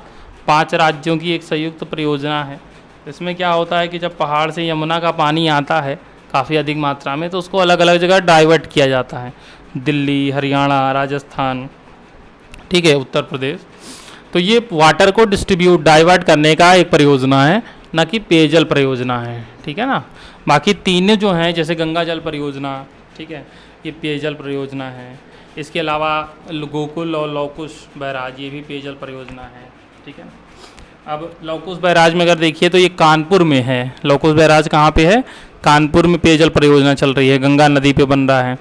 गोकुल बैराज ये आगरा और मथुरा की पेयजल की समस्या को दूर करने के लिए है। ठीक है, यमुना नदी के पास ठीक है। गोकुल के समीप यमुना नदी के पास एक बैराज बना करके बारिश के पानी को कैसे मतलब कंजर्व करके रेन वाटर हार्वेस्टिंग के जरिए फिर उसको फिल्टर करके पीने के पानी में कन्वर्ट करना। और गंगा जल परियोजना जो है ये दिल्ली नोएडा बाईपास के पास एक प्रताप विहार नाम की जगह है, वहाँ पे ये परियोजना चलाई जा रही है। ये भी पेयजल परियोजना है। चलिए अगले क्वेश्चन की तरफ बढ़ते हैं। सोनभद्र में निम्न में से कौन सी धातुएं पाई जाती हैं? कुछ धातुओं के नाम। अब यहाँ से खनिज वाला चैप्टर आई थिंक स्टार्ट हो रहा है, तो आपको बताना है कि सोनभद्र में कौन कौन सी धातुएं पाई जाती हैं। Uranium, andalusite, pyrite, dolomite. देखिए यूरेनियम सोनभद्र में नहीं पाया जाता। अगर उत्तर प्रदेश में बात करें यूरेनियम की कुछ संभावना है तो वो ललितपुर में है। तो यूरेनियम के लिए एक ही जिला याद रखिएगा, ललितपुर। बाकी इंडालुसाइट, पाइराइट और डोलोमाइट ये तीनों सोनभद्र में पाया जाता है।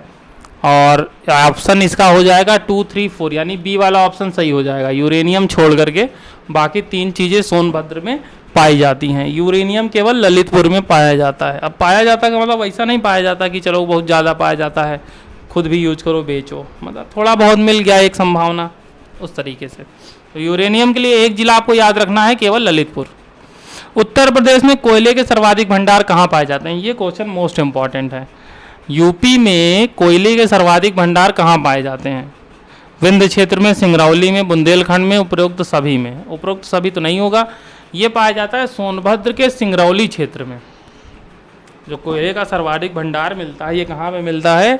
ये सिंगरौली क्षेत्र में मिलता है। इसीलिए आप देखिए जो सोनभद्र एरिया है खनिज की दृष्टि से भी काफ़ी महत्वपूर्ण है और वहाँ पे कई सारी इंडस्ट्री भी है। ओबरा पावर प्लांट, ठीक है, वहीं पे है। क्यों है वहीं पे? क्योंकि वहाँ पे कोयला का भंडार पाया जाता है सिंगरौली में। कोयला जब मिलेगा तभी तो पावर प्लांट चलेगा, नहीं तो पावर प्लांट चलेगा कैसे? ऐसे अपने आप तो चल नहीं पाएगा। तो यही कारण है कि वहाँ पे ये सारी चीज़ें, पावर प्लांट वगैरह स्थित। अगले क्वेश्चन की तरफ बढ़ें। बोर तो नहीं हो रहे हैं आप? देखिए पढ़ाई तो बोरिंग होती ही है, ठीक है, इंटरेस्टिंग आपको बनाना पड़ेगा ना। इंटरेस्टिंग कैसे बनेगी? बस वो चीज़ दिमाग में लाइए कि अब जूनियर असिस्टेंट का जो एग्ज़ाम है वो आपको क्रैक करना है। तो जूनियर असिस्टेंट का एग्ज़ाम कब क्रैक करेंगे? जब आप वो पढ़ेंगे जो दूसरे नहीं पढ़ रहे हैं, और वो पढ़ेंगे जो एग्ज़ाम में आना है। अब वही 10 क्वेश्चन जो हर साल हर सेट में रिपीट हो रहे हैं, हर बार रिपीट हुए हैं, वही 10 रिपीटेड क्वेश्चन अगर पढ़ेंगे तो कहाँ से होगा? रिपीटेड क्वेश्चन तो एक ही दो आएगा ना। अगर 10 क्वेश्चन आते हैं तो मान लीजिए उसमें से 3 क्वेश्चन आ गया रिपीटेड, बाकी 7 क्वेश्चन तो नए ही आएंगे ना। तो उस 7 की अगर प्रैक्टिस नहीं करेंगे तो वही 2-3 क्वेश्चन कर पाएंगे, और उसमें क्या होगा कि उसमें कोई एग्जाम क्रैक नहीं कर पाएंगे आप कभी भी। ये चीज़ ध्यान रखिएगा। प्रदेश में खनिज संपदा की खोज, विकास एवं उद्योगों की स्थापना हेतु भूतत्व एवं खनिज कर्म निदेशालय की स्थापना कब की गई?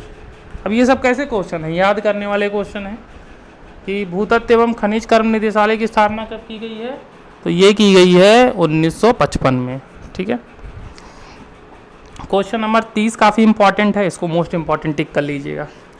ललितपुर का सोनराई क्षेत्र निम्न में से किस खनिज उत्पादन के लिए जाना जाता है? तो देखिए ललितपुर का जो सोनराई क्षेत्र है ये मेनली, कंफ्यूज हो गए ना आप? क्योंकि मैंने अभी आपको थोड़ी देर पहले बताया था कि ललितपुर से लिए आप यूरेनियम याद कर लीजिए। यूरेनियम ठीक है, लेकिन यूरेनियम ललितपुर का जो सोनराई क्षेत्र है ये यूरेनियम के लिए नहीं बल्कि ये तांबा उत्पादन के लिए जाना जाता है, ठीक है। तो मैंने ये चीज़ सही कहा है कि यूरेनियम आता है। अगर ये पूछे कि उत्तर प्रदेश में यूरेनियम कहाँ पाया जाता है या कहाँ संभावना है, तो यूरेनियम के लिए ललितपुर टिक कर दीजिएगा। लेकिन ललितपुर का जो सोनराई क्षेत्र है अगर पूछे आपसे तो वहाँ पे मेनली तांबा उत्पादन किया जाता है। तांबा उत्पादन के लिए वो मशहूर है, ठीक है। क्वेश्चन नंबर 31, वर्तमान में प्रदेश के कुल भौगोलिक क्षेत्रफल के लगभग कितने प्रतिशत भाग पर वन एवं वृक्षादन है? वन एवं वृक्षादन दोनों बताना है, ठीक है, कि वन और वृक्षादन दोनों मिलाकर के कुल कितना है, टोटल आपको बताना है। केवल वन मत बता दीजिएगा या केवल वृक्षादन नहीं पूछा है, आपको वन और वृक्षादन मिला के बताना है। तो वर्तमान में अगर देखा जाए तो प्रदेश के कुल भौगोलिक क्षेत्रफल का लगभग 9.23% वृक्ष और वन एवं वृक्षादन है। यानी वन और वृक्षादन, वृक्ष दोनों मिला करके करीब 9.23% है, जबकि होना कितना चाहिए? 33% होना चाहिए। बहुत कम है। प्रदेश का एकमात्र राष्ट्रीय उद्यान आपको पता ही है, दुधवा नेशनल पार्क। उत्तर प्रदेश का एकमात्र जो है national park Dudhwa national park है। तो आपको ये बताना है कि इसे राष्ट्रीय उद्यान का दर्जा कब दिया गया।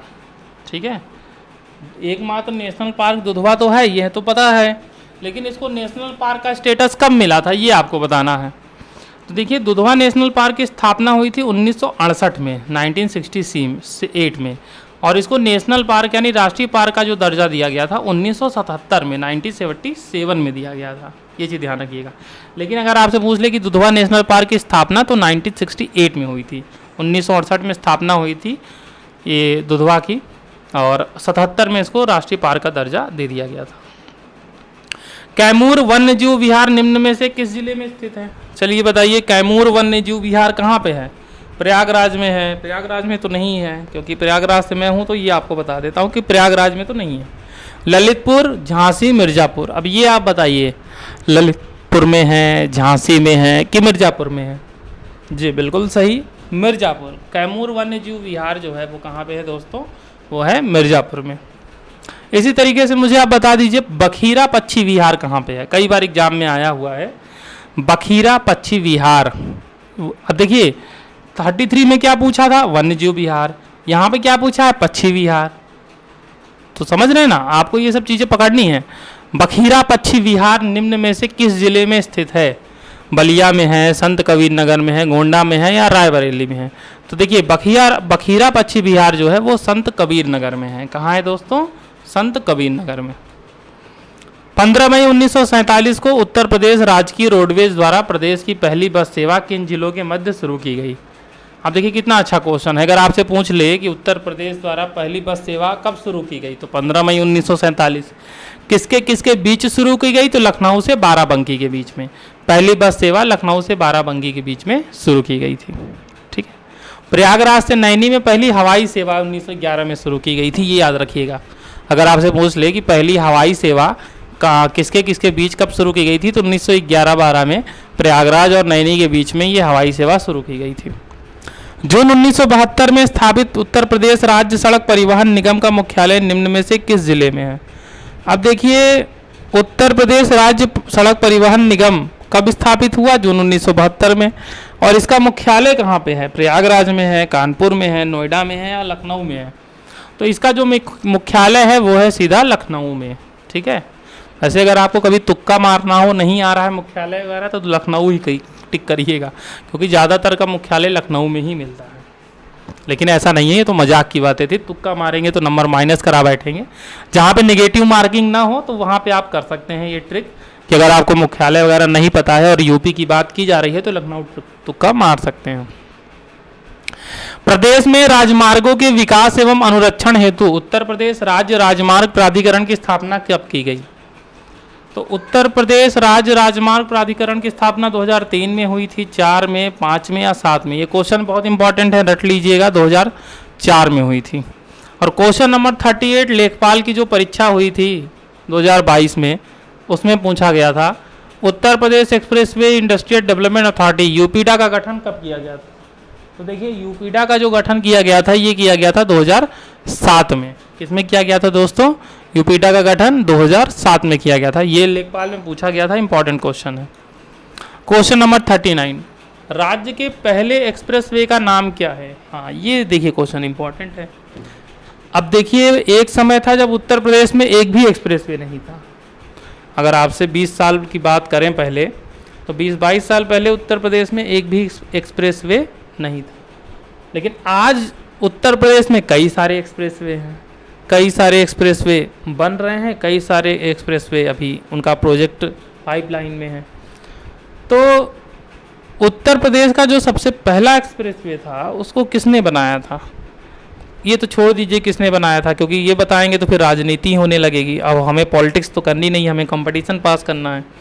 तो उत्तर प्रदेश राज्य का जो पहला एक्सप्रेसवे है उसका नाम बताना है। यमुना एक्सप्रेसवे है, आगरा लखनऊ एक्सप्रेसवे है, पूर्वांचल एक्सप्रेसवे है या नोएडा ग्रेटर नोएडा एक्सप्रेसवे है।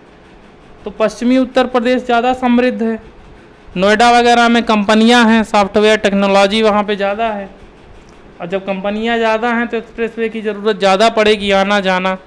तो नोएडा और ग्रेटर नोएडा के बीच में सबसे पहला एक्सप्रेसवे 2001 में बनाने का काम वहीं पे किया गया था। ठीक है।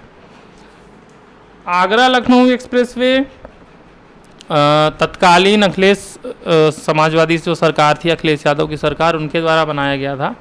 इसकी चर्चा मैं इसलिए कर रहा हूँ कि जो आगरा लखनऊ एक्सप्रेसवे था, इसमें ही सबसे पहले जो पट्टी, हवाई पट्टी जो आजकल बनाई जा रही है ना, कि हर एक्सप्रेसवे में हवाई पट्टी बना करके प्लेन उतारा जा रहा है, तो आगरा लखनऊ एक्सप्रेसवे में सबसे पहली बार वो फाइटर प्लेन उतारे गए थे। उतरे नहीं थे, मतलब टच करके उसको गए थे, उड़ते उड़ते आए और उसको टच किया और टच करके चले गए। तो ये चीज़ ध्यान रखिएगा। गांवों को पक्की सड़कों से जोड़ने हेतु तो पूर्णतः केंद्र प्रायोजित प्रधानमंत्री ग्राम सड़क योजना का शुभारंभ कब हुआ? प्रधानमंत्री ग्राम सड़क योजना वाजपेयी काल में शुरू हुई थी 2000 में। ठीक है, 2000 में ये शुरू हुई थी। जो गांव हैं, गांवों को हर मौसम में, चाहे ठंडी, बरसात, गर्मी, मतलब हर मौसम में पक्की सड़कें वहाँ पे अवेलेबल हों, चलती सड़कें। नहीं तो गाँवों में अक्सर क्या होता था, बारिश हुई, बारिश में सड़क का पता ही नहीं, कच्ची सड़क होती थी, बारिश हुई वो सारी सड़क धंस जाती थी, पता ही नहीं चलता था, डूब जाती थी। तो किसी भी मौसम में उपयोग में आने वाली सड़कों का निर्माण करने का उद्देश्य ये प्रधानमंत्री ग्रामीण सड़क योजना के जरिए 2000 में स्टार्ट किया गया था। 41 भारतीय रेलवे के 18 रेल जोनों में से कितने रेल जोनों की लाइनें उत्तर प्रदेश से होकर गुजरती हैं?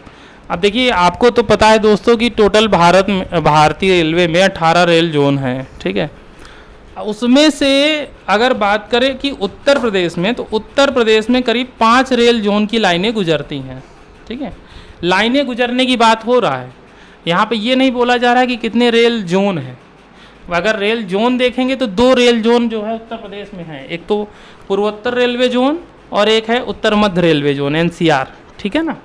अगला क्वेश्चन भी उसी से रिलेटेड है कि पूर्वोत्तर रेलवे जोन का मुख्यालय कहाँ पर है?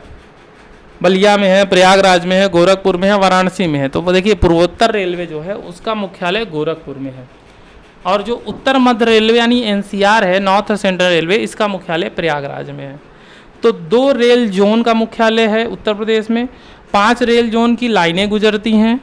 ठीक है, और इसके अलावा देखते हैं, अगर कोई इंपॉर्टेंट पॉइंट आगे आता है क्वेश्चन तो उसमें बताएंगे।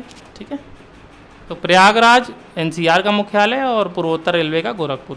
2 RRB हैं, एक गोरखपुर में है, प्रयागराज में। जो RRB होता है ना, रेलवे रिक्रूटमेंट बोर्ड, जहाँ से आपकी रिक्रूटमेंट होती है रेलवे में, तो एक प्रयागराज में है और एक गोरखपुर में है।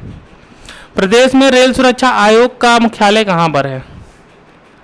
रेल सुरक्षा आयोग का मुख्यालय, देखिए मैंने कहा था ना कि जब नहीं आएगा वाराणसी, प्रयागराज, गोरखपुर, लखनऊ, तो तुक्का क्या मानना है? लखनऊ। इसका सही आंसर हो जाएगा लखनऊ।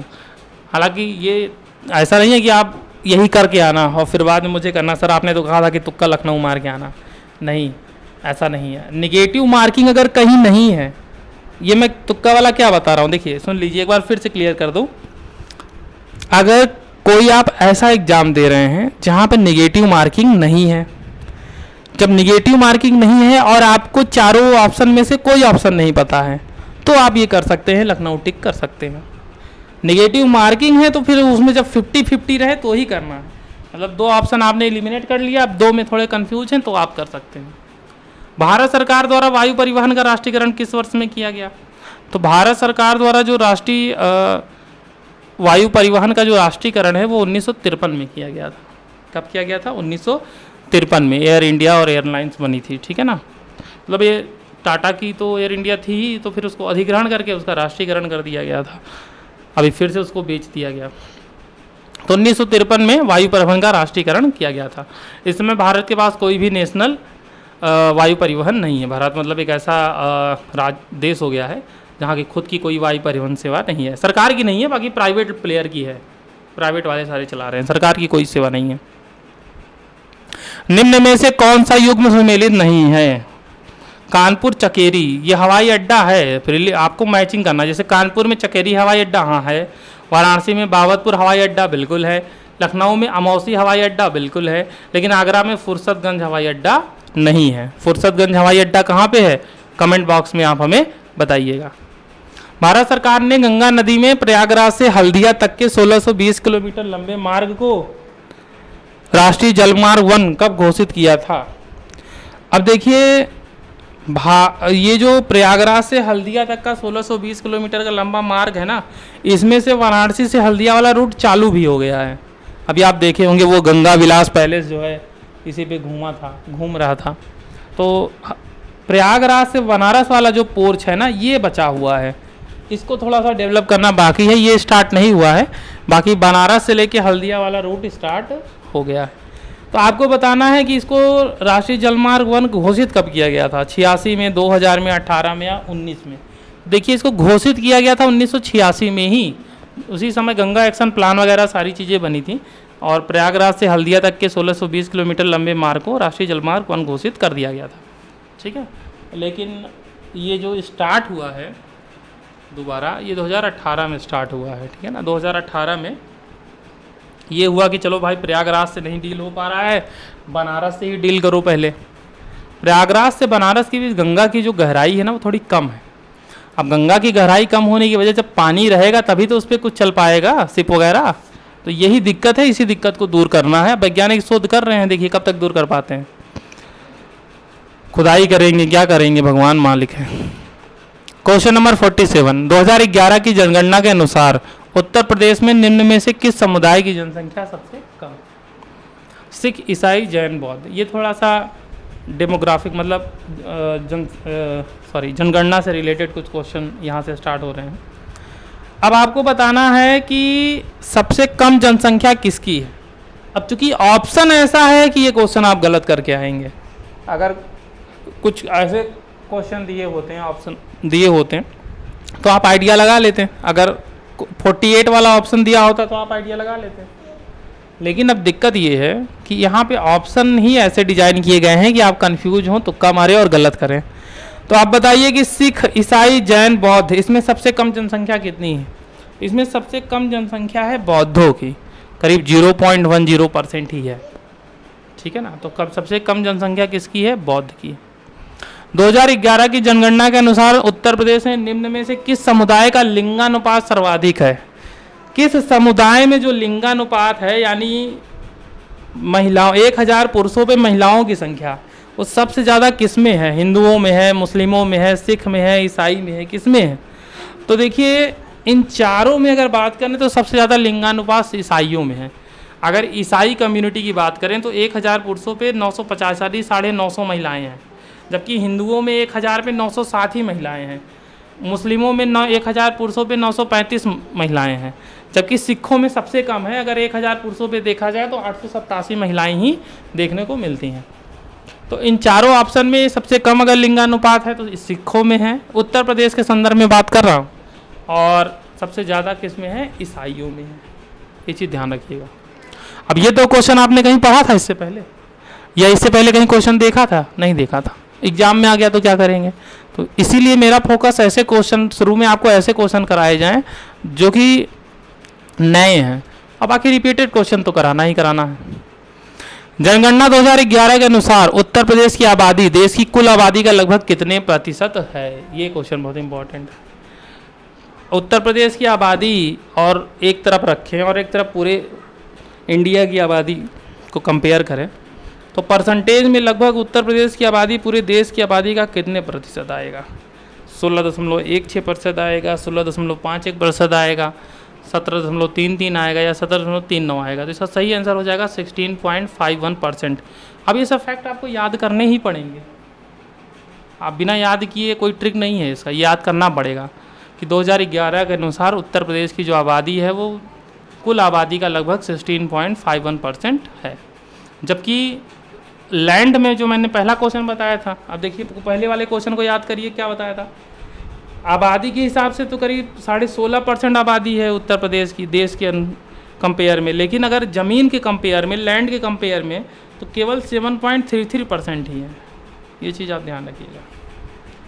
2001 से 2011 के दौरान उत्तर प्रदेश की जो जनसंख्या में वृद्धि हुई है वो लगभग कितने प्रतिशत थी? यानी 10 साल की अवधि, यानी 10 की वृद्धि दर पूछ रहा है कि इन 10 सालों में 2001 से 2011 के दौरान किस रेट से हमारी जनसंख्या बढ़ी है? तो ये करीब बढ़ी है 20.23% के हिसाब से। किस रेट से बढ़ी है दोस्तों? 20.23% के हिसाब से। आई थिंक आप एंजॉय कर रहे होंगे, बोर तो नहीं हो रहे हैं? हालांकि मेरी आवाज़ इतनी सुरीली तो नहीं है, कर्कश आवाज़ है कि बोरियत होने लगती है, लेकिन अपने आप को आप मोटिवेट रखिएगा, क्योंकि ये जो बोरियत हो रही है ना, ये बोरियत ही आपको आगे बढ़ाएगी। अगर आप पढ़ लेंगे, इसको तैयार कर लेंगे तो औरों से आगे निकल जाएंगे। और एक बार ईमानदारी के साथ आप ये पूरा क्वेश्चन जो है कंप्लीट करके जाइए। एक बार एग्ज़ाम में बैठने से पहले कब कर लीजिएगा रिवाइज। आपका एक भी क्वेश्चन ये स्टैटिक पार्ट जो यूपी स्पेशल स्टैटिक पार्ट इससे बाहर नहीं जाएगा, ये मेरा वादा है आपसे। क्वेश्चन नंबर 51, निम्नलिखित कथनों पर विचार कीजिए। उत्तर प्रदेश का सर्वाधिक घनत्व वाला जिला गाजियाबाद है, सही है। उत्तर प्रदेश की कुल साक्षरता दर 67.72% है, सही है। जनगणना 2011 के अनुसार उत्तर प्रदेश का लिंगानुपात 943 है, ये गलत है, 912 ही है। तो केवल एक और दो सही होगा, तीसरा गलत है। राज्य का सर्वाधिक शिशु लिंगानुपात वाला जिला कौन सा है? अब देखिए यहाँ पे शिशु लिंगानुपात पूछा है, अगर लिंगानुपात पूछता तो जौनपुर हो जाता, ठीक है। शिशु लिंगानुपात पूछ लिया तो बलरामपुर हो जाएगा। न्यूनतम लिंगानुपात पूछ ले तो गौतम बुद्ध नगर हो जाएगा, और न्यूनतम शिशु लिंगानुपात पूछ ले तो बागपत हो जाएगा। तो अब बात क्या है कि क्या चीज़ पूछा जा रहा है, ये चीज़ बहुत ध्यान रखना है। जो पूछा है उसी के अनुसार आंसर देना है। तो पूछा है सर्वाधिक शिशु लिंगानुपात, शिशु मतलब 0 से 6 साल तक के बच्चे। तो सर्वाधिक शिशु लिंगानुपात वाला जिला कौन सा है? तो ये है बलरामपुर। कौन सा है दोस्तों? बलरामपुर। आइए अगले क्वेश्चन की तरफ बढ़ते हैं। उत्तर प्रदेश का सर्वाधिक SC प्रतिशतता वाला जिला निम्न में से कौन सा है? अब देखिए यहाँ पे भी खेल हो गया। अगर आपसे ये पूछ ले कि SC जनसंख्या वाला जिला, तब तो सीतापुर आंसर हो जाएगा। लेकिन पूछ लिया कि SC परसेंटेज के हिसाब से बताना है, जनसंख्या के अनुसार नहीं, तो SC प्रतिशतता अगर परसेंटेज के आधार पे देखेंगे तो सबसे नंबर 1 पे कौशाम्बी आएगा। कौशाम्बी SC परसेंटेज के हिसाब से नंबर 1 पे आएगा, दूसरे पे सीतापुर आएगा। लेकिन अगर ये पूछ ले कि सर्वाधिक SC जनसंख्या वाला, तब फिर सीतापुर नंबर 1 पे आ जाएगा। तो ये चीज़ आपको ध्यान रखनी है दोस्तों, बार बार मैं बता रहा हूँ कि कौन सा चीज़ पूछा गया है, आपको वही आंसर देना है। उत्तर प्रदेश की कुल कार्यशील आबादी के कितने प्रतिशत कामगार किसी क्षेत्र में नियोजित हैं? देखिए उत्तर प्रदेश की जो कुल कार्यशील आबादी है उसमें से करीब 29% लोग कृषक हैं और 30.3% लोग कृषि श्रमिक हैं। तो अगर ओवरऑल देखें, दोनों को ऐड कर दें तो करीब 59.3% ऐसे लोग हैं, ऐसे कामगार हैं जो कि किसी क्षेत्र में नियोजित हैं, ठीक है ना। तो इसका सही आंसर हो जाएगा 59.3। अगर ये पूछ ले कितने लोग कृषक हैं तो 29%, अगर ये पूछ ले कि कितने लोग कृषि श्रमिक हैं तो 30.3। ये भी ध्यान रखिएगा। निम्न में से कौन सा सांस्कृतिक संस्थान लखनऊ में स्थित नहीं है? भारतेंदु नाट्य अकेडमी, उत्तर प्रदेश जैन विद्या शोध संस्थान, जनजाति एवं लोक कला संस्कृति संस्थान, प्रयाग संगीत समिति। तो इसका आंसर सरल है, प्रयाग संगीत समिति लखनऊ में नहीं है, ये इलाहाबाद यानी प्रयागराज में है।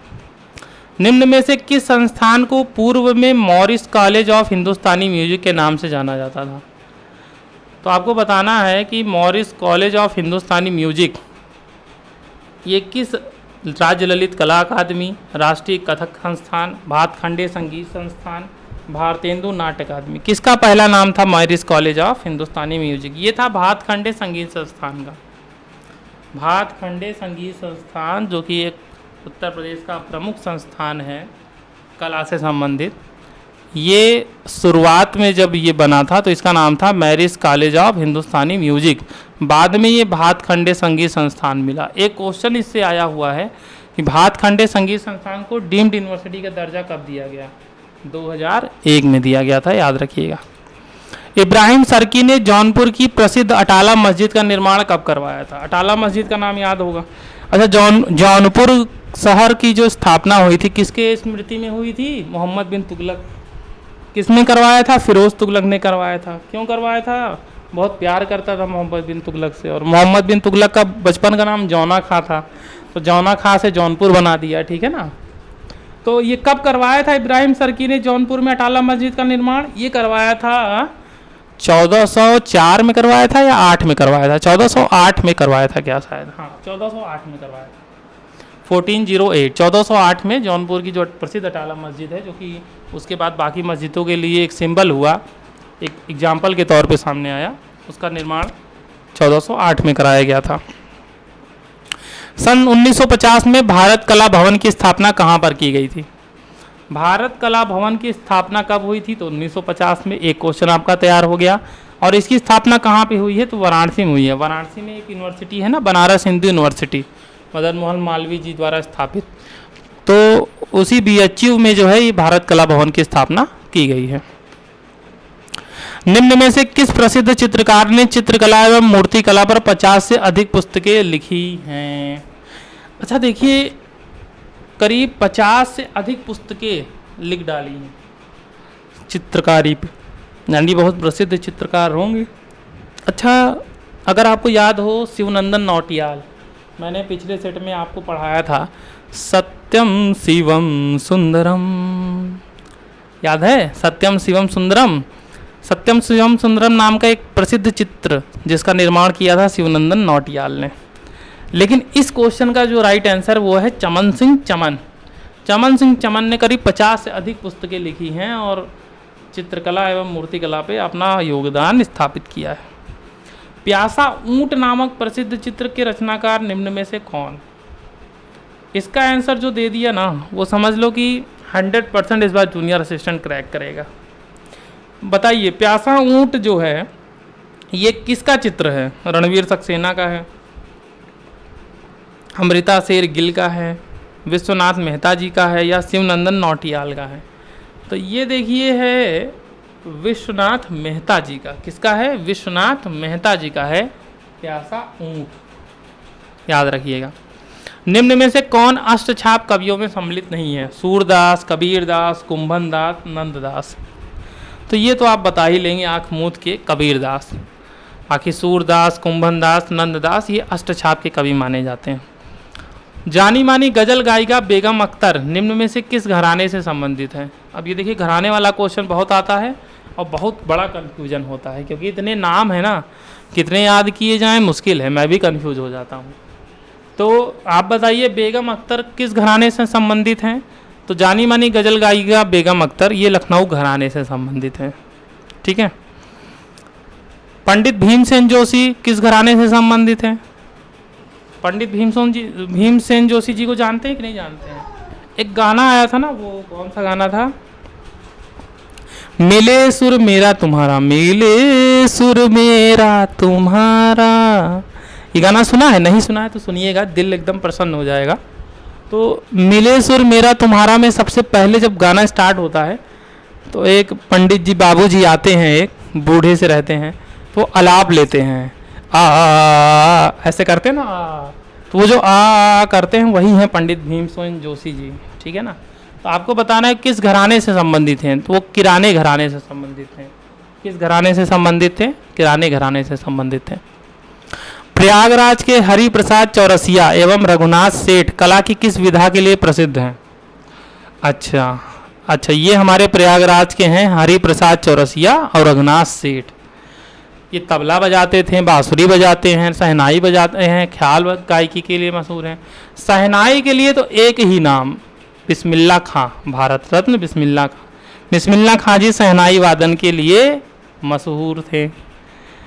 हरि प्रसाद चौरसिया जी और रघुनाथ सेठ जी ये बांसुरी वादन के लिए बहुत फेमस है। इनका अभी आप सुनिएगा यूट्यूब पे डाल करके, हरि प्रसाद चौरसिया बांसुरी, मंत्र मुग्ध हो जाएंगे, मतलब खो जाएंगे आप कहीं ना कहीं। 10-5 मिनट के लिए आप खो जाएंगे, 100% खो जाएंगे। आप ज़रूर सुनिएगा ये वीडियो, अगर आप देखेंगे उसके बाद आप थोड़ा सा पॉज करके एक बार सुन ही लीजिएगा 2 मिनट, उसके बाद कंटिन्यू करिएगा। मतलब समझ लीजिए कि आप सोच लेंगे कि मैं मोक्ष में पहुंच गया, अब छोड़ो जूनियर असिस्टेंट वगैरह, अब जो है ज़िंदगी यही है, ऐसा आपको अनुभव होने लगेगा। बहुत गजब की बांसुरी बजाते हैं। क्वेश्चन नंबर 65, राई लोक नृत्य का संबंध उत्तर प्रदेश के निम्न में से किस एक जिले से है? पूर्वी क्षेत्र, पश्चिमी क्षेत्र, मध्य क्षेत्र, बुंदेलखंड क्षेत्र। ये जो राई लोक नृत्य है ना, ये बुंदेलखंड क्षेत्र का है दोस्तों। जी हाँ, राई लोक नृत्य ये बुंदेलखंड क्षेत्र से रिलेटेड है। निम्न में से उन्हें चिन्हित कीजिए जो कथक नृत्य से संबंधित नहीं है। विंध्यादीन लच्छू महाराज, शंभू महाराज, ध्रुवतारा जोशी। अच्छा देखिए, विंध्यादीन, लच्छू महाराज और शंभू महाराज, ये तीनों लोग कथक से संबंधित हैं, कथक को आगे बढ़ाए हैं। लेकिन ध्रुवतारा जोशी वो कथक से संबंधित नहीं है। कथक नृत्य एक राष्ट्रीय लोक नृत्य है उत्तर प्रदेश का, ध्यान दीजिएगा। निम्न में से कौन सा उत्तर प्रदेश का प्रमुख लोकगीत नहीं है? बिरहा है, कजरी है, रसिया है, ढोला मारू नहीं है। बिरहा पूर्वी उत्तर प्रदेश में खूब शान से गाया जाता है। कजरी पूर्वी उत्तर प्रदेश में, ये कजरी जो है मेनली वर्षा ऋतु के समय गाया जाने वाला गीत है। और ये माँ विंध्यवासिनी देवी के जन्मोत्सव के उपलक्ष्य में जब मनाया जाने वाला एक महोत्सव भी बन जाता है। मालिनी अवस्थी का नाम अगर आपने सुना हो, बहुत मतलब कजरी गायिका है, बहुत फेमस कजरी गायिका है मालिनी अवस्थी जी। नहीं सुना है तो यूट्यूब में डाल के सुन लीजिएगा, मालिनी अवस्थी कजरी सॉन्ग डाल दीजिएगा, आ जाएगा, सुन लीजिएगा। तो मेनली बरसात के टाइम पे, हालांकि बरसात का मौसम चल रहा है, बरसात तो हो नहीं रही है हमारे प्रयागराज में, लेकिन हाँ ये है कि बरसात के मौसम में गाया जाने वाला ये गीत है। और अगर आप ये वीडियो देख रहे होंगे, कमेंट करेंगे, तो जो अगला वीडियो मैं लाऊंगा इसका पार्ट 2, उसमें आपको कजरी सुना दूंगा 1-2 लाइन। हालांकि मेरी आवाज़ तो अच्छी नहीं है, लेकिन 1-2 लाइन तो आपको कजरी सुना दूंगा। जब आप कहेंगे तब सुनाऊंगा, अपने से थोड़ी सुनाऊंगा। अयोध्या के किस संगीतकार ने शास्त्रीय संगीत में टप्पा शैली का विकास किया? अब देखिए, मुस्तरी बाई, खुशी महाराज, मेहंदी खान, ठाकुर प्रसाद। अच्छा ये क्वेश्चन आया हुआ है, ठीक है ना, किसी ना किसी एग्जाम में, कहीं आर में, यूपी PCS में ये सब क्वेश्चन आए हुए हैं, तो इम्पॉर्टेंट है। ऐसे में सोचिएगा कि बस ऐसे ही टाइम पास नहीं, इम्पॉर्टेंट क्वेश्चन है, ये रिपीटेड क्वेश्चन है, तो ये क्वेश्चन आने की पूरी संभावना है। तो इसका जो सही आंसर हो जाएगा वो हो जाएगा खुशी महाराज। इन्होंने शास्त्रीय संगीत में टप्पा शैली का विकास किया, ठीक है ना। उत्तर प्रदेश में वर्षा ऋतु के समय गाया जाने वाला एक प्रमुख लोकगीत, अभी मैंने आपको बताया वर्षा ऋतु के समय कौन सा गीत गाया जाता है? कजरी। प्रसिद्ध सितार वादक इनायत खान किस घराने के थे? तो प्रसिद्ध सितार वादक इनायत खान। अच्छा देखिए, अब ये 2 क्वेश्चन तैयार कर लीजिए। इनायत खान किससे संबंधित हैं? सितार वादन से। और ये किस घराने से हैं? तो ये इटावा घराने से हैं। किस घराने से हैं दोस्तों? इटावा घराने से। नैमिषारण्य तीर्थ उत्तर प्रदेश के निम्न में से किस जनपद में है? नैमिषारण्य का नाम आपने सुना होगा, 60,000 ऋषियों की भूमि। ये कहाँ पे है? ये है सीतापुर में। कहाँ पे है? सीतापुर में है। रूमी दरवाज़ा कहाँ पर है? तो रूमी दरवाज़ा कहाँ पे है, जल्दी से बताइए? लखनऊ में है। कहाँ पे है दोस्तों? लखनऊ में है। अगले क्वेश्चन की तरफ बढ़ते हैं, जल्दी जल्दी करते हैं, ये तो छोटे छोटे क्वेश्चन हैं, जल्दी जल्दी कर लेते हैं। निम्न में से किसे नगर महोदय श्री के नाम से जाना जाता था? महोबा, काम्पिल, कन्नौज, मथुरा। तो नगर महोदय श्री किसे कहते थे? कन्नौज को कहते थे। बहुत फेमस था ना अपने टाइम पे।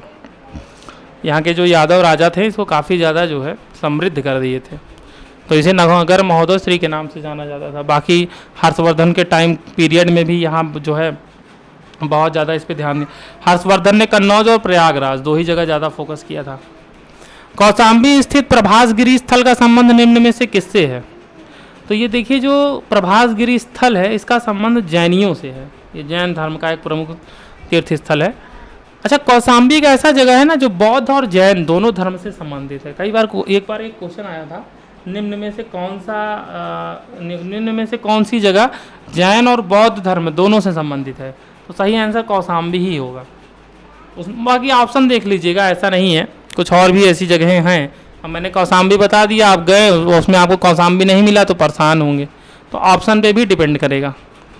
बहू बेगम का मकबरा कहाँ पे है बताइए जल्दी से? लखनऊ में है, आगरा में है, फतेहपुर सिकरी में है, अयोध्या में है? तो देखिए, बहू बेगम का जो मकबरा है वो कहाँ पे है? वो अयोध्या में। द्रौपदी और अर्जुन का जो स्वयंवर हुआ था, स्वयंवर स्थल जिसे भेदकुंड के नाम से जाना जाता है, तो ये भेदकुंड कहाँ पे है? इटावा में है, फिरोजाबाद में है, फर्रुखाबाद में है या बाराबंकी में है? तो भेदकुंड जो है ये फर्रुखाबाद में है। कहाँ पे है? फर्रुखाबाद में है। कभी गए होंगे तो घूमिएगा, मैं तो हालांकि नहीं घूमा हूँ। अगर कोई फर्रुखाबाद का दोस्त मेरा देख रहा है वीडियो तो बताए अगर वो यहाँ पे गया है या नहीं गया है।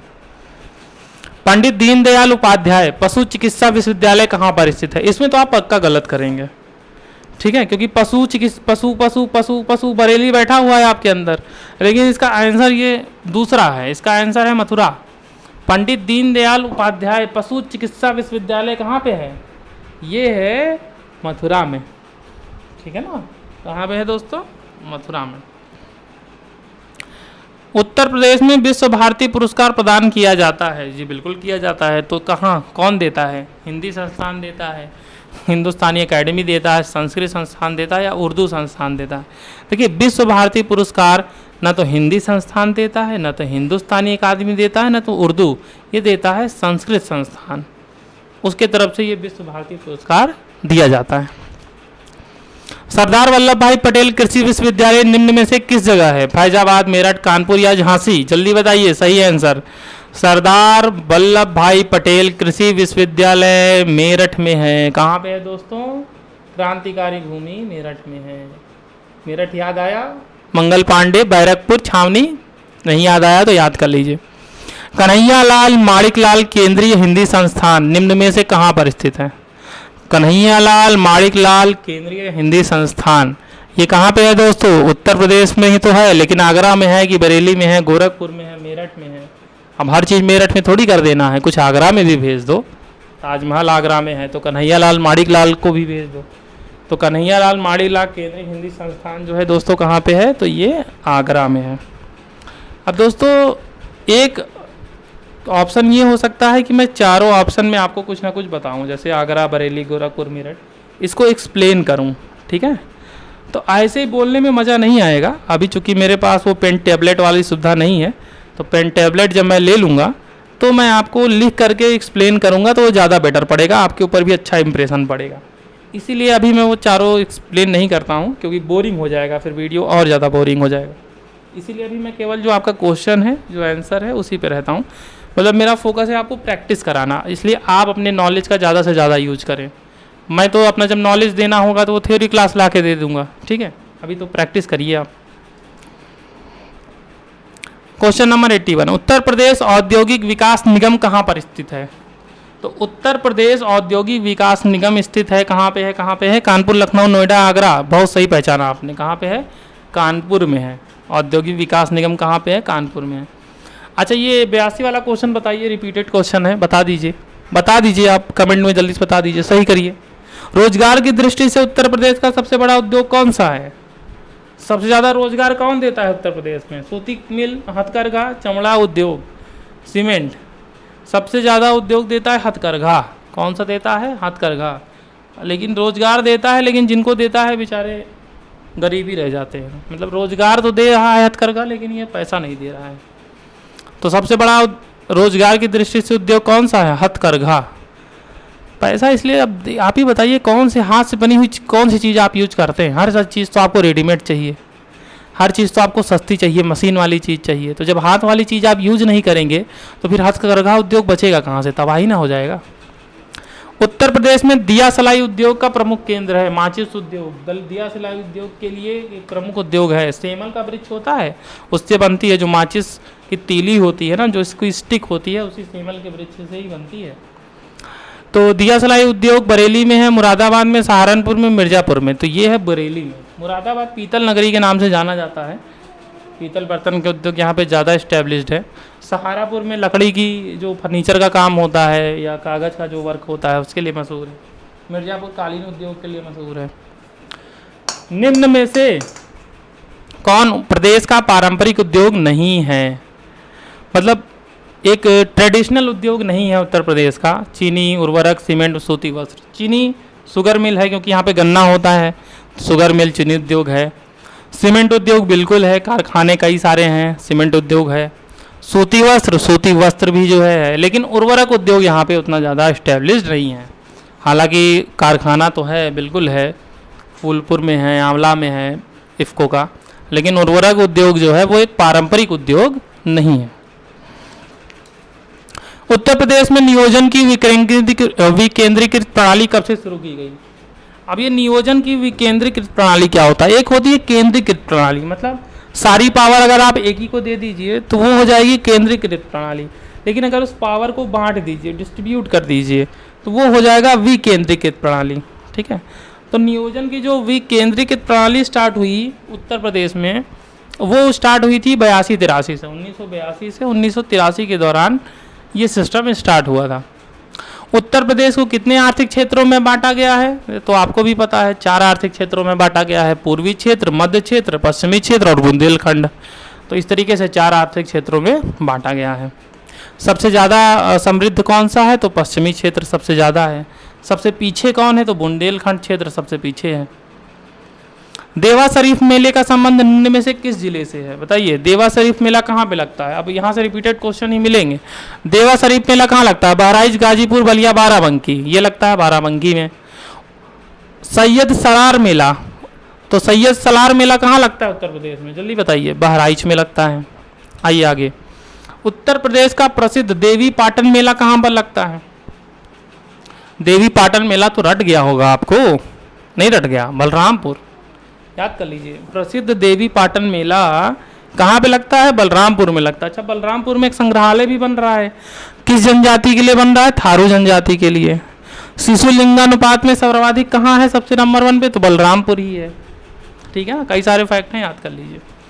गोविंद साहब मेला कहाँ लगता है? बताइए, गोविंद साहब मेले का आयोजन कहाँ पर किया जाता है? Question number 90। अंबेडकर नगर, कुशीनगर, महाराजगंज, बलरामपुर। इसमें भी बलरामपुर करेंगे क्या? नहीं, इसमें बलरामपुर नहीं करेंगे, इसमें अंबेडकर नगर करेंगे।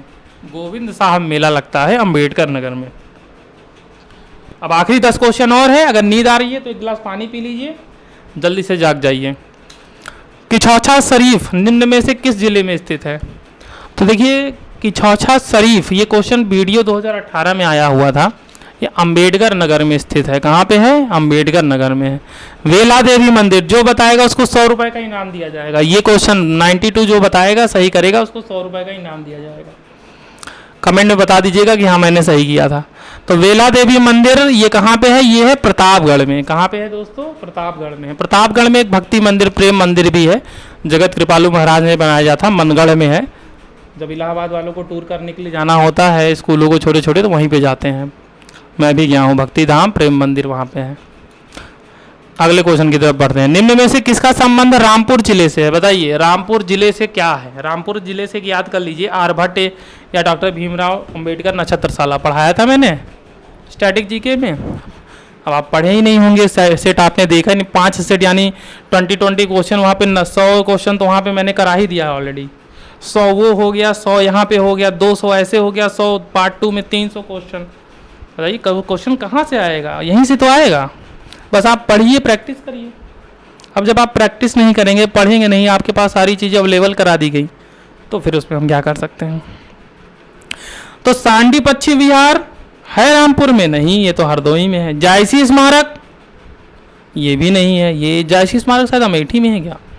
जेतवन महाविहार अवशेष, ये भी नहीं है। रजा लाइब्रेरी, हाँ यही तो है।